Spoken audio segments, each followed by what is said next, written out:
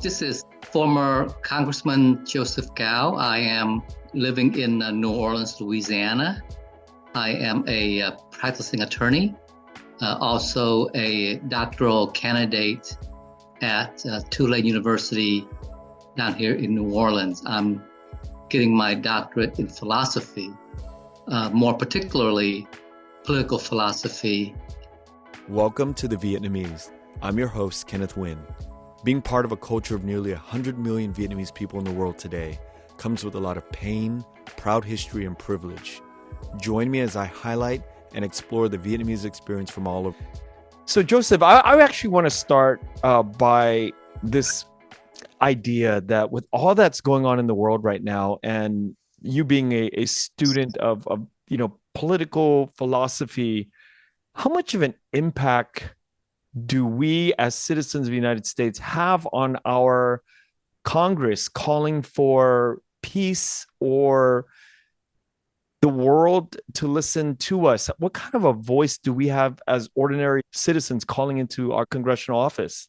As a former member of Congress, I do listen to what my constituents have to say. And then at the same time, I have to balance out the issues that we are confronted with, and try to find out the best way to approach the problem, the best way to find a solution.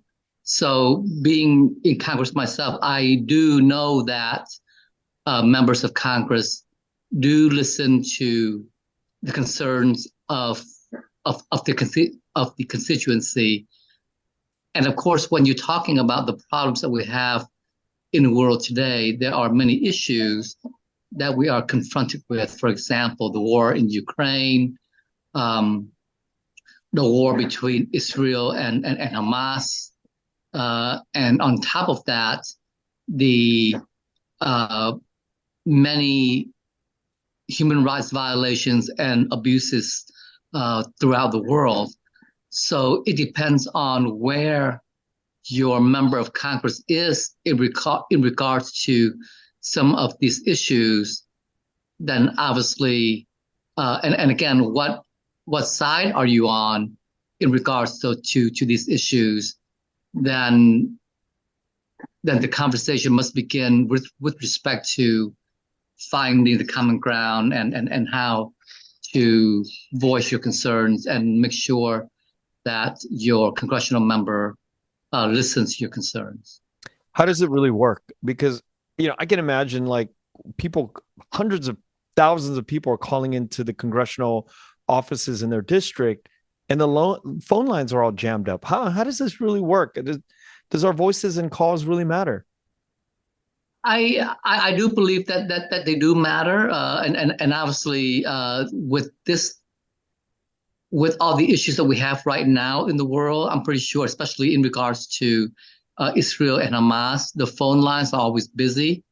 What you have to do is, I guess you have to constantly try to get through, because I know that when I was in my office, we used to have two phone lines, and during very contentious debates, for example, during the healthcare debates, during the debate on cap and trade, on the stimulus bill, the phone lines are always busy, and it's extremely difficult to get through.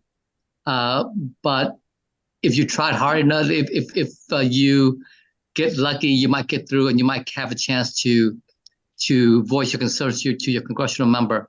So my advice to you is keep on trying until you get it done. Okay, and then what happens? There's a spreadsheet. They log in a call. The two operators on the receiving end are typing in your complaint. How does it work? Well, they do. I do have staff members that talk to the constituents. They would take down their names and phone numbers and write down their concerns, and they would actually talk to the staffers would actually talk to the person on the phone line and try to explain the issue, or maybe write down the issue and then pass it down, and then pass on the conversation to me. But oftentimes the staff members would talk to the constituents and try to best help the constituent in the best way possible. And is there a time where you tally everything up and you know your constituents are going one way? For example, I think in Congress today, they're all voting and they're thinking one way, where the rest of the citizens that are upset about the Hamas and Israel issue, they're calling in and they want to vote the other way. They want a ceasefire, but the Congress is having to probably vote a different way. So how much of that weighs in on a congressperson? Well, first of all, Congress is very limited in what it can do in regards to foreign policy. Foreign policy is very much the purview of the executive branch. I mean, we, as members of Congress, we can listen to our constituency in regards to where they are with respect to Hamas and Israel, and the members of Congress can voice our concerns, but at the end of the day, it's up to the executive branch and the State Department really to address what positions the American people hold in regards to Hamas and Israel. You know, at this point in time, I'm pretty sure, you know, we do recognize that Israel does have the right to defend itself, but at the same time, by waging a war where there is a lot of indiscriminate, harmful things that are being done to the Palestinian people, it also causes a lot of concerns among the American people. So I can see the conflicts that are inherent between Israel and Hamas, and how Israel is approaching the problem, or at least is addressing the issue of Hamas and how it will defend itself in the future. Well, thank you so much for entertaining me, because you know, that's been weighing heavily just on my mind, and I just want to open up with that. And I think you know, just hearing sort of your thoughts on how much we, because you know, you see it on social media all the time. Reach out to your congressional office to voice your opinion and your stance, and I always wonder how much of it really matters, how much we voice our opinion, you know, in a situation like what's going on right now. Well, again, whether or not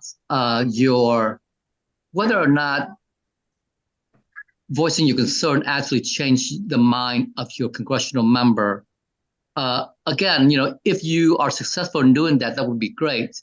But the democracy that we have is that you are able to voice your concern. You know, whether or not voicing your concern is successful in getting him or her to support your position. That for me, I mean, that's sort of somewhat unclear. But at the end of the day, democracy is your ability to voice concerns. In many countries, for example, in Vietnam, in China, you're not even able to voice your concern. You're not even able to have your voice listened to by anyone. So in the United States of America, just the ability to voice your concern is already a testament to democracy and the system of government that we live in. I found out recently that you spent 6 years or 7 years, several years as a Jesuit studying to become a Catholic priest. And I was really excited about that little bit of information, because I grew up in the Catholic Church and parents were very strict, and they wanted me to become a priest. And I spent some time in the Norbertines, a few years in their sort of high school. They were getting us to get into the seminary right after high school. And I always find it was very character forming for me during those years. And just recently finding out in Oregon, being with you, that you spent several years in the Jesuits. I want to ask you, how do you think it informs your work, or how has it informed your work in politics, because I understand in politics there's things that you need to do that sometimes probably against the upbringing that you had while you were in the seminary. Yeah. Now, first of all, the person that I am today, I attribute very much to my time in the Society of Jesus. You know, with with respect to similar to many of our young people today, when you're 21, 22, and graduate from college, uh, very few young people really know what he or she would want to do with their life. And that was the same for me when I graduated from college at the age of 22 with a degree in physics. I was uh, very much a lost individual. I did not know where my position in life is. I was not really sure what path I was to take. And of course, at a very young age, I wanted to become a Catholic priest.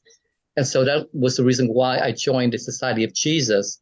But when I was in the Society of Jesus, there was um, much time for me to learn about myself, to really understand who I am as a person, where my skills are, and what I want to do with my life. So it was in the Society of Jesus that I wanted to become a politician, that I wanted to um, make change in the world, and therefore I pursued that plan after I left the Society of Jesus. So yes, I have to say that the person I am today is because of my time I spent in the Society of Jesus. Now, in regards to whether or not my training in the Society of Jesus, or maybe even my religion, affects my decision making. Well, obviously, we as an individual are parts of our experiences. You know, how we live our life, what kind of values we hold. We are groomed by our backgrounds, by the experiences that we have. So, you know, for me, when I approach an individual, when I approach a group of people, no matter who they are, whether they're rich or poor, um, I treat them with the same respect. And obviously, that's very much part of the religious upbringing, the Jesuit training, that we have to respect people for who they are, um, regardless of their background, their education, or their wealth. Now, with respect to my decision makings when I was in Congress, obviously there are, like you said, oftentimes there are conflicts that I must resolve.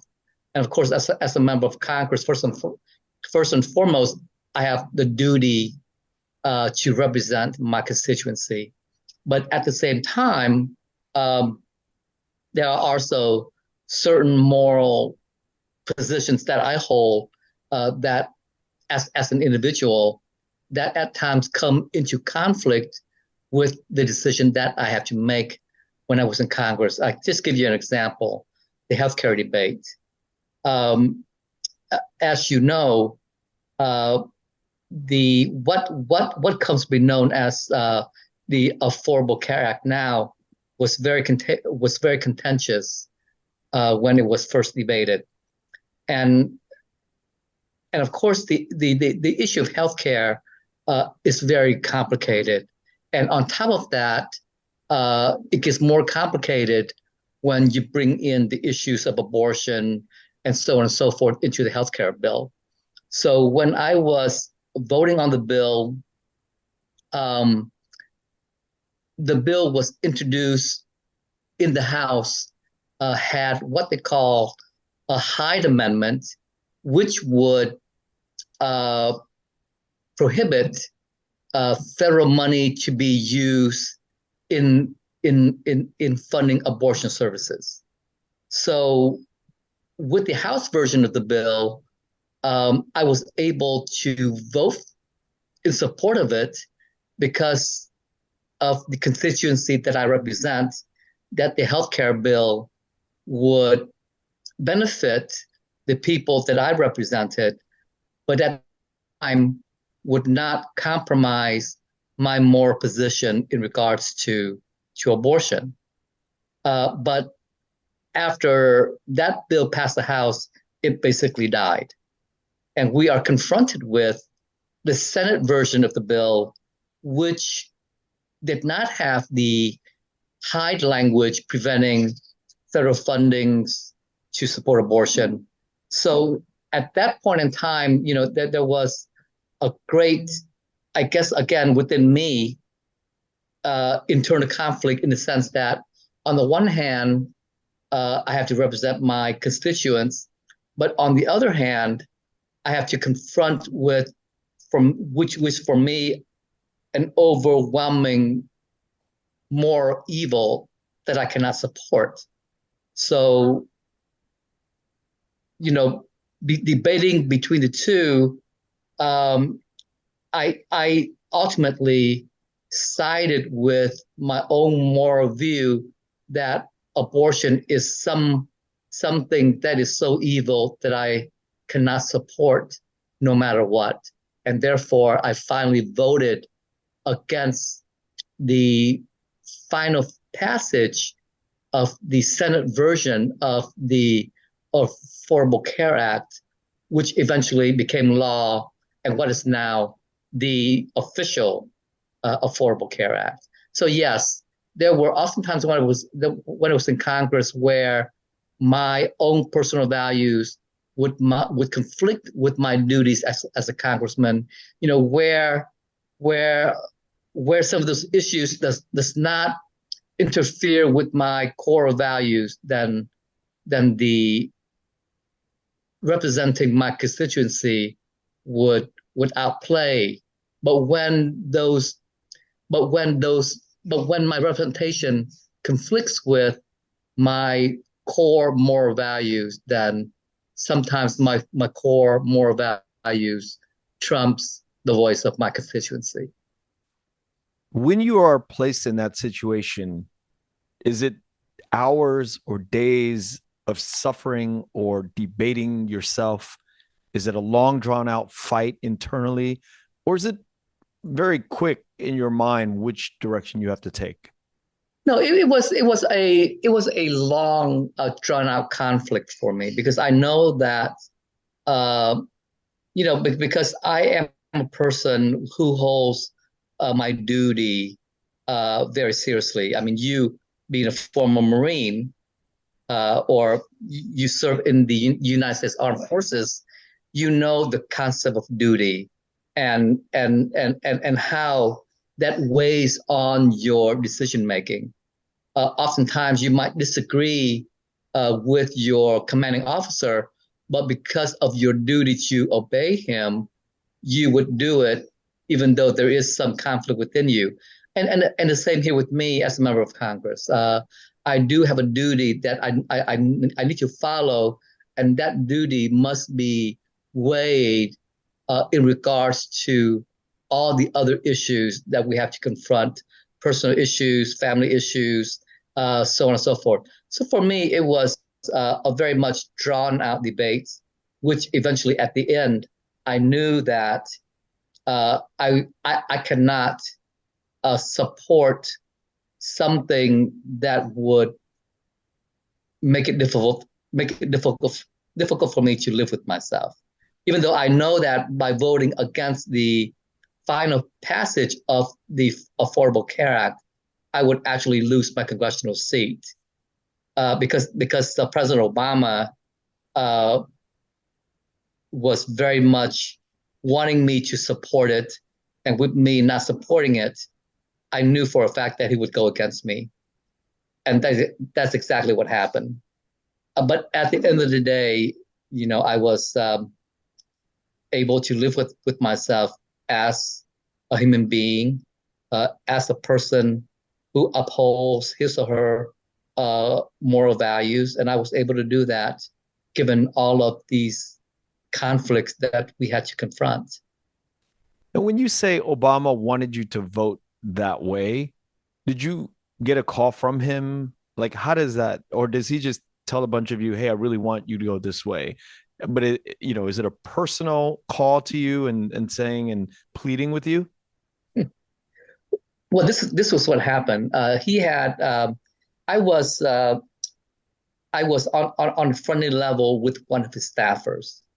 I can remember the female.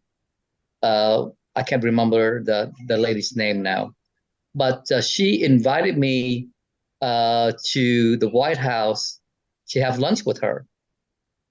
So of course I went to the White House and had lunch, and then she said, "Well, you know what, Mr. Gao, Joseph, the president wants to see you." And I knew exactly what it was for.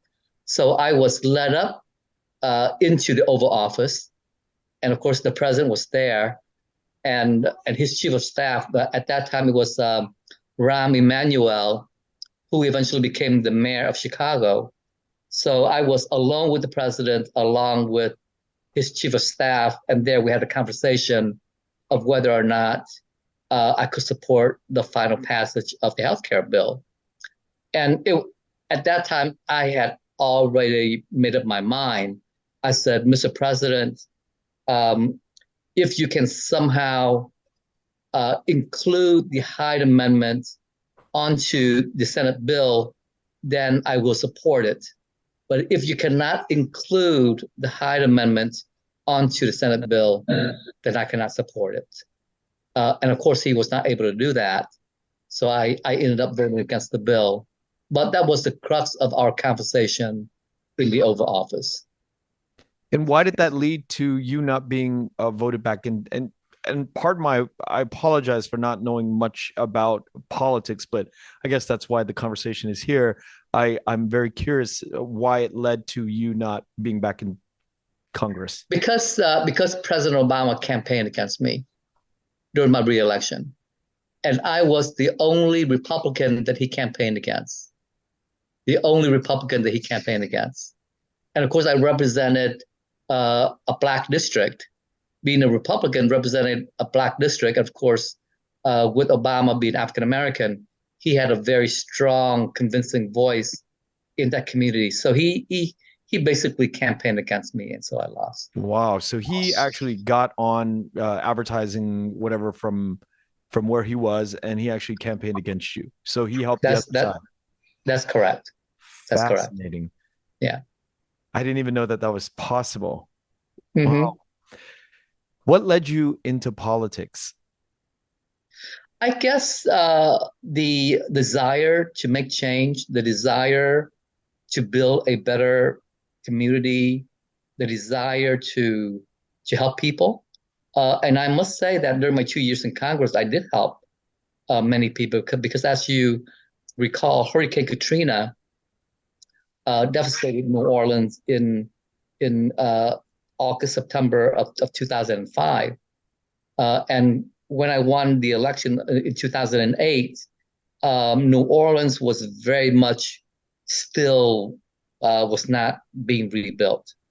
And the cost of that was the red tape in getting the money out through FEMA. So after I won, I basically worked with the Obama administration to change the culture at FEMA, to clear the red tape. And I was able to basically push out over $1 billion to help rebuild schools, hospitals, infrastructure in New Orleans. So in that regard, I was able to help thousands of people, literally, during my 2 years in Congress. Now, again, I would never admit to knowing much about politics, and again, that's why we're here.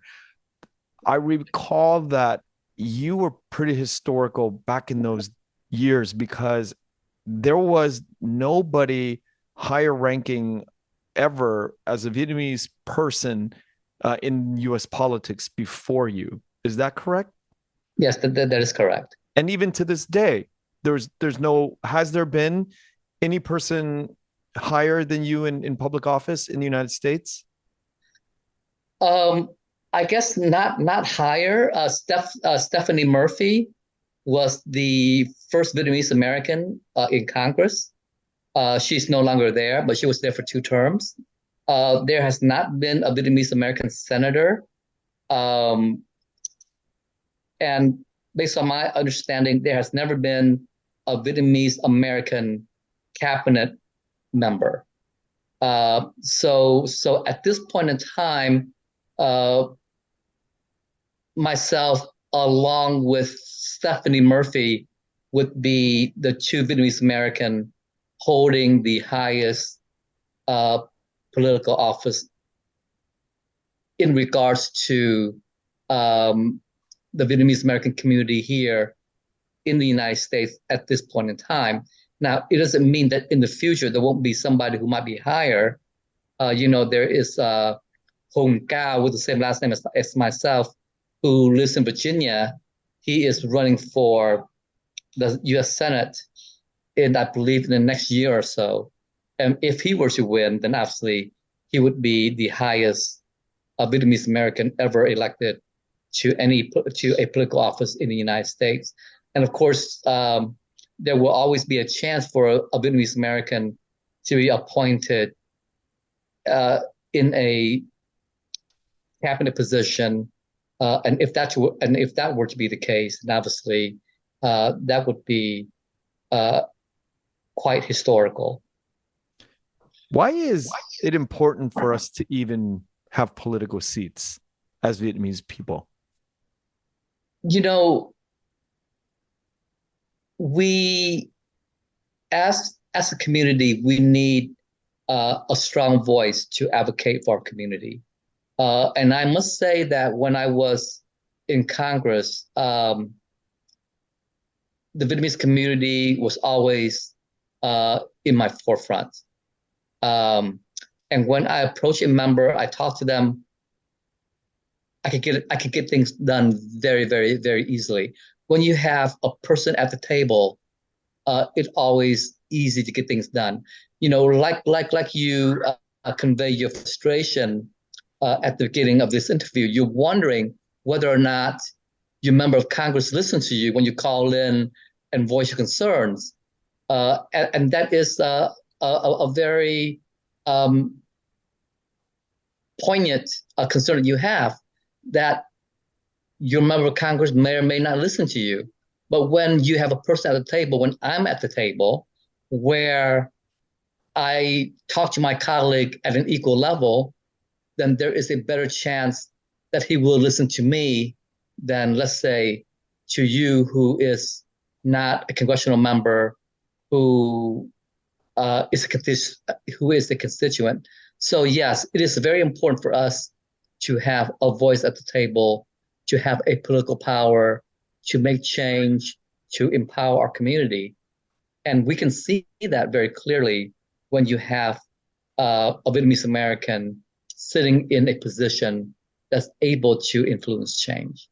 Yeah, I mean, I basically believe in that answer, but I wanted to hear it from somebody who's already lived that, you know, because I mean that's really an important thing that we are missing in the United States. We're missing more young people who are interested in a career in politics, and I think that, you know, in a few more questions, I'll get to the question of why we don't. But I want to ask you, before we move on, what do you think are the skills that anyone in the United States needs to be a good politician, or a politician that gets voted in? Again, when you're talking about a good politician, a politician get voted in,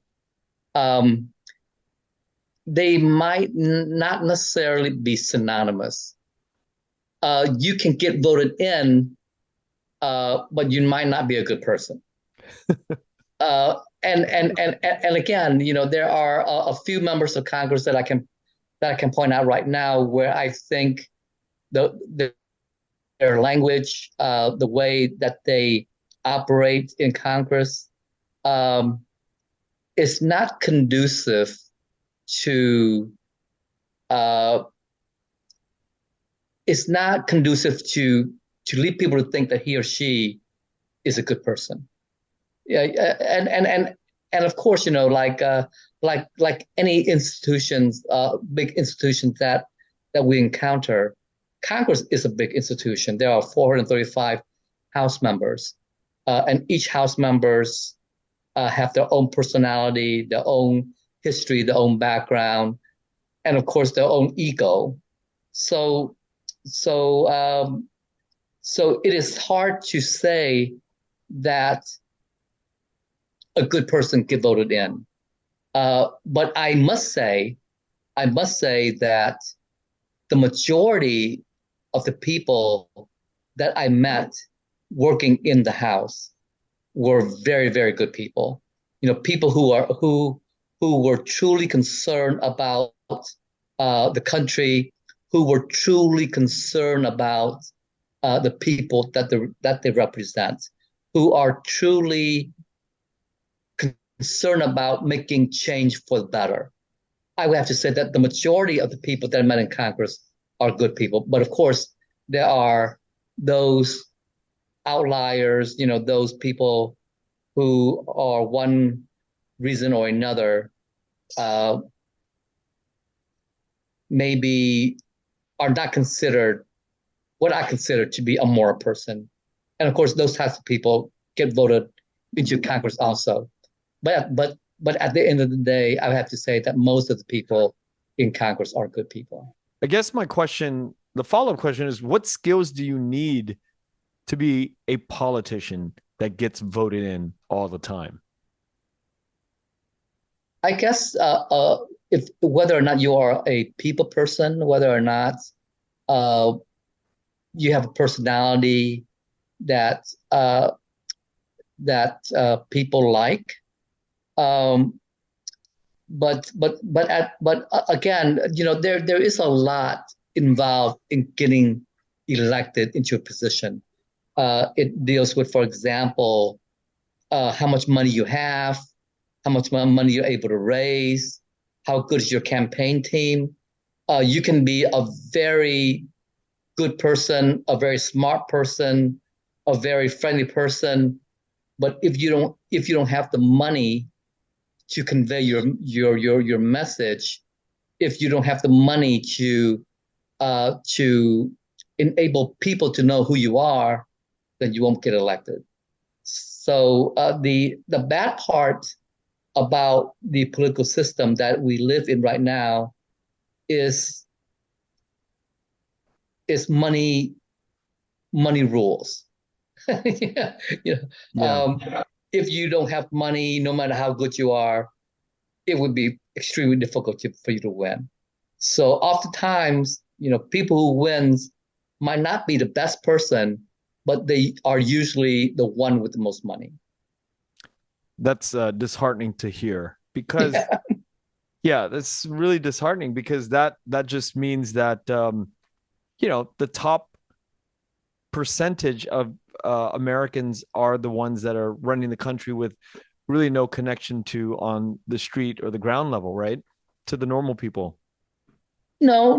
I would not say that. I mean, I would say that most members of Congress, they do understand the district that they represent, that they do relate to the people that they represent. I would not say that they don't understand their constituency, but yes, you are right. If you were to look at the members of Congress, most of them are quite wealthy. You look at Nancy Pelosi, I believe her net worth is close to 100 million. Other members of Congress, most members of Congress are millionaires. Yeah. So that's because they have the money, they have the infrastructure to help them get elected. But of course, there are members who are not, millionaire. When I came to Congress, I was not a millionaire. I think they did a survey. I was one of the poorest members of Congress. I couldn't even afford to rent an apartment in Washington, D.C., so I slept in my office for 2 years. Wow.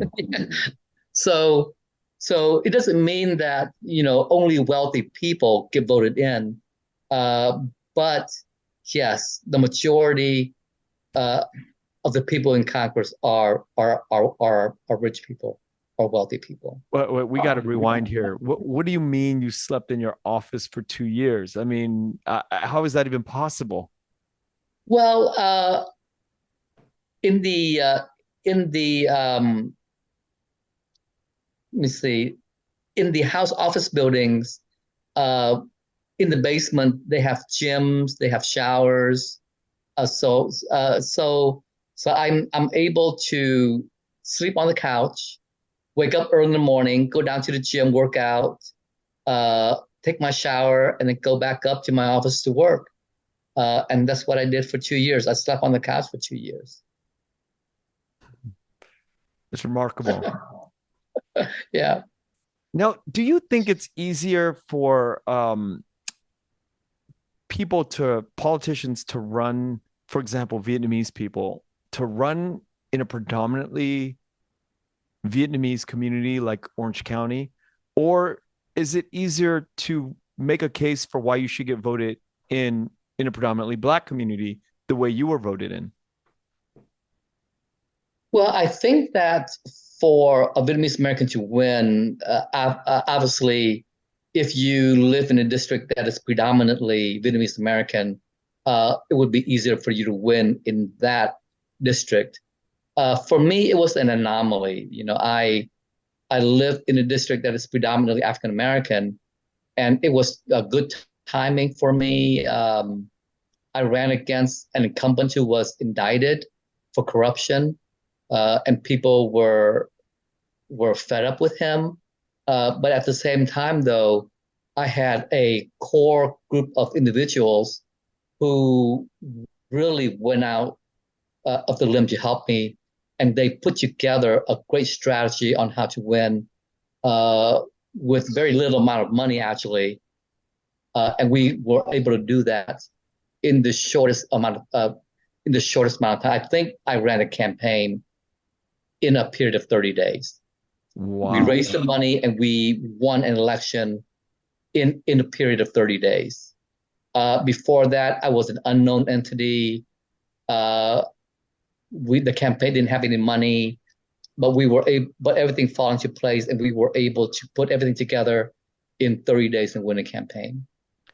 And how has that 2 years of being a congressman in the United States changed or informed your life in the future?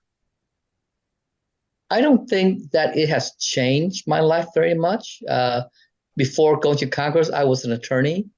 After Congress, I'm back being an attorney.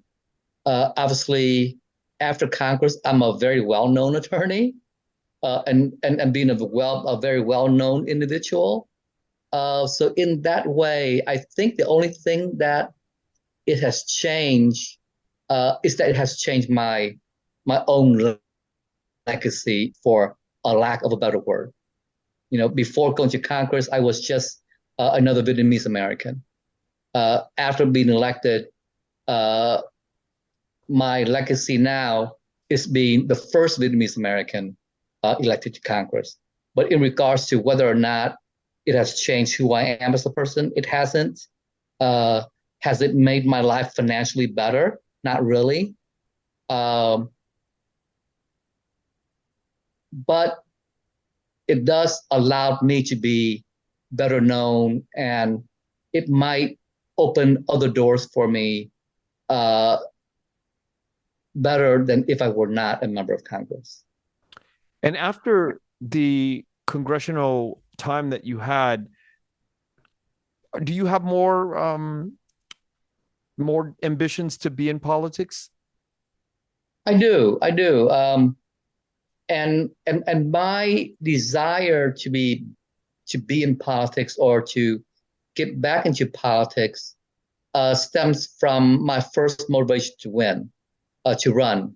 It's the motivation to help people, the desire to help people, the desire to build a better community, to build a better society.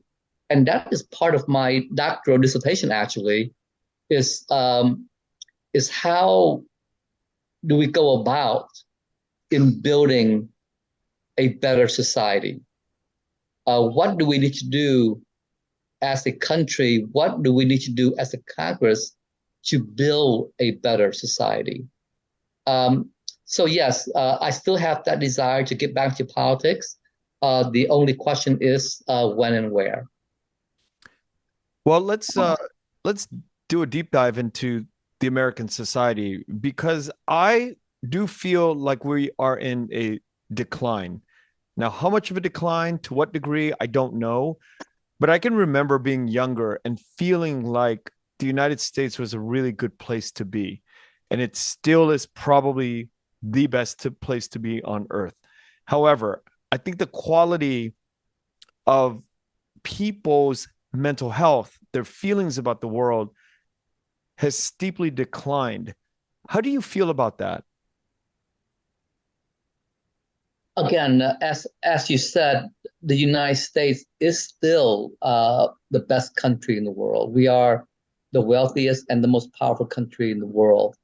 But at the same time, though, obviously, societies do change. When I first came to the United States in '75, um, there were not as many people living in the United States then than it is now. Um, but obviously, technology do change, and in our day and age, with social media, with 24-hour news, so on and so forth, we're able to see the problems right away. Like before, when we first came in 1975, the problems are probably there, but we did not have access to it. We did not have the technology to know the problems instantly. So again, I guess our perception of society being worse now than before might be due to the fact that we have easier access to news, easier access to information. While before, the problems were probably there, but we did not know about it. We did not have access to information about it. During the '60s, was there rampant drug use? Of course, like now, there are some drug use. Were there social unrest during the '60s? Of course there were social unrest during the '60s. Were there social unrest during the '70s? Of course there were. Were there wars in the '60s, '70s? Yeah, in the '60s, there's the Vietnam War. In the '70s, there were wars all over, in many parts of the world. So again, I would not say that we have more problems now than we had before. I would say that maybe we might have less problem now than we had before, but now we have quicker access to news, we have quicker access to information, and therefore it leads us to think that our society now is worse than before. Yeah, it makes sense. I hope you're right. I mean, we have technology now. We have. I think that just look at American society, right? In the '60s, there were mass segregation. You have African Americans being lynched publicly in the South. You have social unrest between black and white. That was pretty much rampant. But now we don't have that anymore. We have occasional social unrest.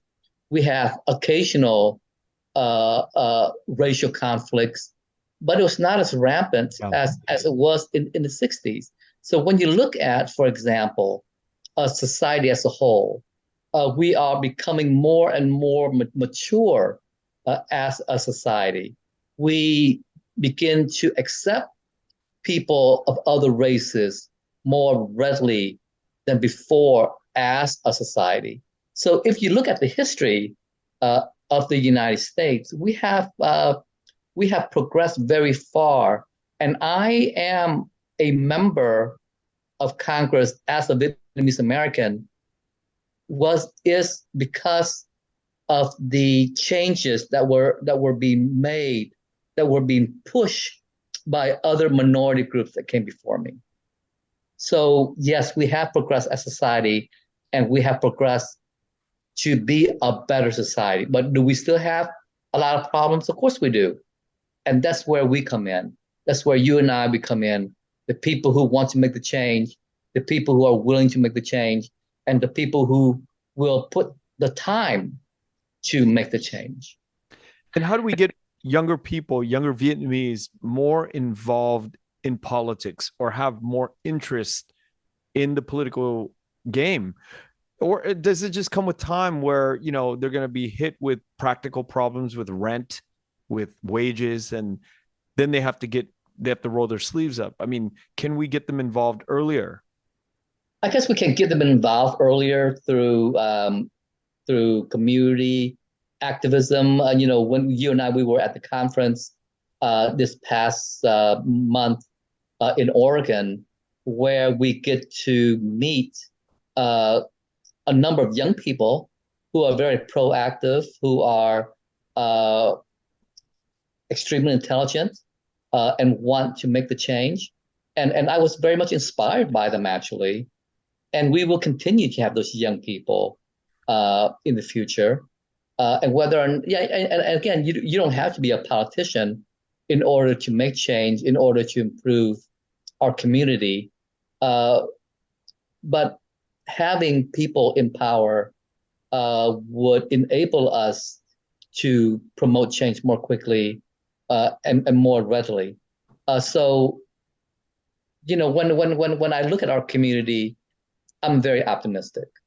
You know, we have extremely talented, intelligent young people growing up in this country, and those young people will eventually promote change for the better in our community. You mentioned Hung Gao earlier. What kind of a shot does he have? I don't know. I don't know the political dynamics in Virginia, but obviously, if he runs against an incumbent, it's always extremely difficult. He ran before for a House seat, and he was defeated by, I believe, by 7 percentage points. Whether or not he's able to win in Virginia, that's very hard to say. It really depends on how much money he's able to raise, what his message is. If he's able to run a very well campaign with clear message that resonates with people, there would be a good chance that he could win. But if he's not able to do that, then it's going to be very difficult for him to win. And are there other political stars on the horizon? I guess there will always be. I know that in California, there are always young people running for council seats, state representatives, state senate. And as we progress as a community, I'm pretty sure there will be more young people who are willing to be involved in politics. So I'm not afraid. I'm not afraid of our young people not getting involved. I'm very optimistic that in the future we will have more young people being involved. And looking back on your political time, what was the most challenging or stressful parts of it? I would have to say being away from my family was the most challenging part. We spent 4 to 5 days up on the Hill, and then we would come home during the weekends. When I was in Congress, my daughter was 4, the other daughter was 5, and so it was extremely difficult for me to leave them every Monday and to say goodbye and be away from them for 4 to 5 days during the week. So that was the most challenging aspect of being a member of Congress for me, especially when you have small children. That's always That's very hard. challenging. That's very hard to do, especially at that age. But if you were to do another 2 years right after that and another 2 years right after that, you would basically miss out on them growing up, wouldn't you? That's exactly it. But I guess there's always an option for me to move them to DC. So if I were in a position that is more stable, for example, if I were to be a U.S. senator where my term is 6 years, more likely than not, I would probably move them to DC. And did you ever think about running for senator? I did. I did actually ran 6 years ago, I believe, for a Senate seat in Louisiana, but I was unsuccessful. And what's the difference between, in terms of mechanics and money, what's the difference between running for Congress and a senator? Well, the amount of money is very much different because in Louisiana there are 6 congressional districts. So if you are running for a House seat, you only focus, for example, my seat covers only the area of New Orleans and the surrounding areas of New Orleans. So the money that I have to spend will not be as much as if I were to run for the Senate seat, where I have to spend the money statewide. So the amount of money that I have to spend running for a Senate seat would be much greater than running for a House seat. Yeah, it's on orders of multiples, right? That is correct. If I were to run for a House seat, to be a credible candidate, I would need to raise between $1 and $2 million. For a Senate seat, I would probably have to raise around 10 million in order to be a credible candidate. And so going into that 6 years ago, I'm sure you knew that, and you went through it that because you thought you had a shot at it, or I mean, what was the mindset 6 years ago? Was their war chest big enough, and is the not being voted in, was it an issue of money or message? What do you think it was? It was an issue of money. I was not able to raise the amount of money that I would need to run a credible race.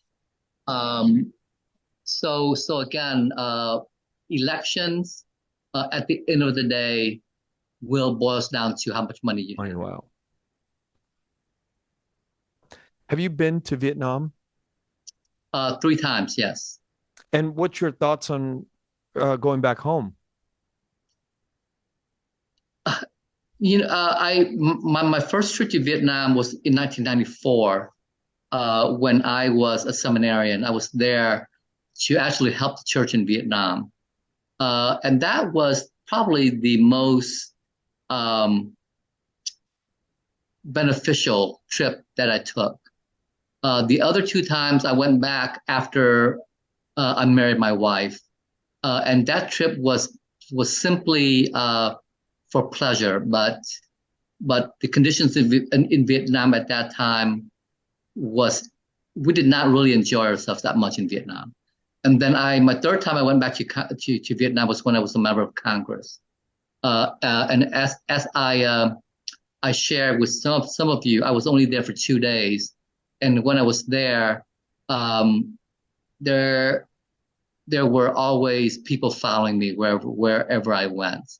So it was not a pleasant trip for me visiting Vietnam when as a member of Congress. No, when you say people were following you, was it because the government of Vietnam wanted to protect you because you're a U.S. congressman and they don't want anything to happen to you, or it was more nefarious than that? I think it was more nefarious than that. They wanted to make sure that I was not there to do something that would compromise their security, that would somehow compromise their regime. Even though they said that they were there to protect me, their main intention was to make sure that I did not do anything that would compromise the communist regime. There's a lot of divisiveness within our Vietnamese community. I bring this up all the time, and I like to get people's opinion.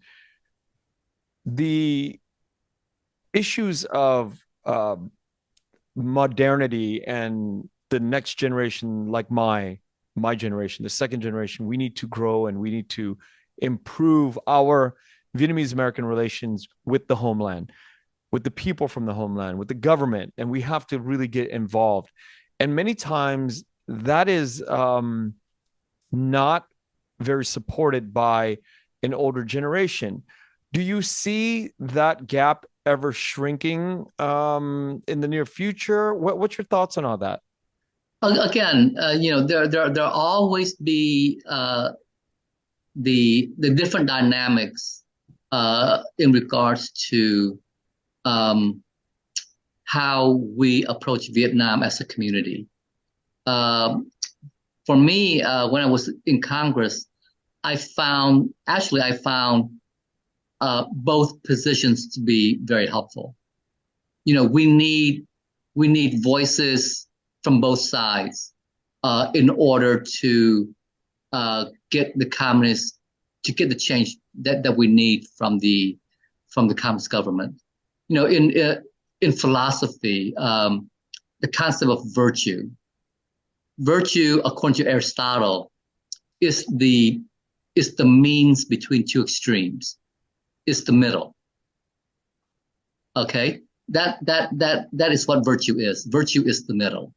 So for me as a member of Congress, when I'm pushing and pulling Vietnam to either promote change or to bring better relations, so on and so forth, both voices from both ends are always very helpful. We're able to say, okay, this group wants this, that group wants that, and somehow where can we meet in the middle for us to compromise? Oh, I love that answer. Yeah. Yeah. Because it doesn't alienate anybody, and it actually forces us to focus on finding the path that we can all work together. Although we come from extremes, we should be able to find the strength in coming together. Right. Because the on the one end of the extreme where you have people who don't want improved relations, that might not be the best approach. And then on the other end of the spectrum, where you have people who want better relations but who don't want Vietnam to change, well, that might not be better. So if we are somehow able to use both sides of the coin, in order to get what we want, I think is always the best option. Yeah. I want to end on talking about the future of your work. Why are you getting a PhD? What do you think the impact of that is? And the second part is, what will you do in the future after you get that PhD? Well, first and foremost, in getting my PhD, I guess I want to improve myself as a person personally, to improve my understanding of the world, my understanding of society. But also I would like to convey my ideas, to convey my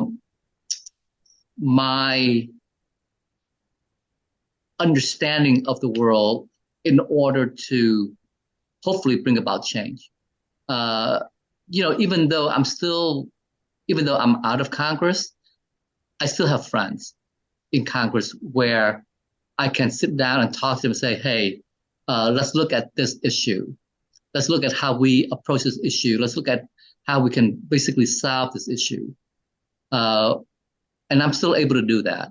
For example, Senator Bill Cassidy and I were very good friends.